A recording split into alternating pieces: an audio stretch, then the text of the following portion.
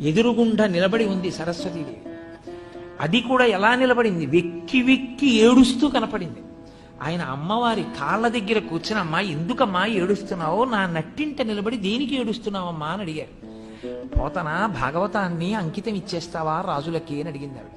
అప్పుడు ఆయన అంటే భాగవతం పోతన గారు ఆంధ్రీకరించినది ఎంత శక్తివంతమో మీరు చూడండి.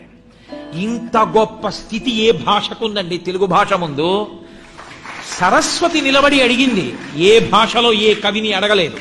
ఒక్క తెలుగు భాషలో పోతన గారిని అడిగింది అమ్మవారు. చెప్పుకోవడం చేతకాని తన మంది కాబట్టి తెలుగు భాష వైభవం ప్రకాశించదు.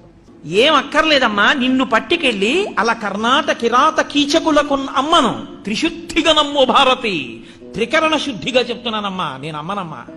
అమ్మా నిన్ను రామచంద్రమూర్తికి అంకితం ఇస్తానమ్మా ఈ భాగవతాన్ని అని చెప్పుకున్న మహాపురుషుడు పోతన గారు.